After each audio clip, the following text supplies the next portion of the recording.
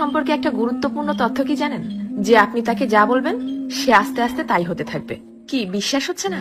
এই যেমন ধরেন আপনি তাকে বললেন যে তুমি দেখতে কিন্তু ভারী মিষ্টি, তখন সে পরিপাটি হয়ে নিজেকে আরো গুছিয়ে রাখা শুরু করবে। আপনি যদি তাকে ভালো বলেন সে আরো ভালো হতে থাকবে। আপনি যদি বলেন যে তোমার মনের মধ্যে অনেক মায়া, ভালোর জন্য তুমি নিমেষেই যে কোনো কিছু কুরবানি দিতে পারো, তখনও সে সেটা রপ্ত করতে শুরু করবে।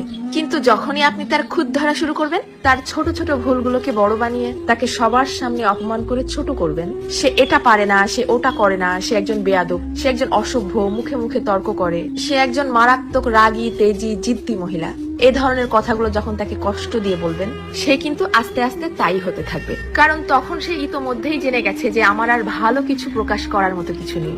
সবার সামনে যেহেতু আমি খারাপ হয়েই গেছি, তো আরো খারাপ হয়ে যাই। তখন আর সে কোনোভাবেই কারোর সামনে নিজেকে সঠিক প্রমাণ করার প্রয়োজনীয়তা অনুভব করবে না। সে ধরেই নিবে যে কেউ আমাকে ভালো বললে ভালো, আর না বললে আরো ভালো। কে বুঝলো বা বুঝলো না এটা নিয়ে আর মাথায় ঘামাবে না। এটুকু তার ঠিকই বোধগম্য হয়ে যাবে যে আমি সবাইকে সম্মান দেখিয়ে লাইনের পেছনেই দাঁড়াই অথবা সামনে, সব অবস্থাতেই আমি খারাপ।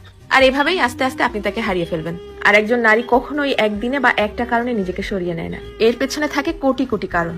এর জন্যই কথাই আছে না যে কথাতেই জয় আবার কথাতেই ক্ষয়।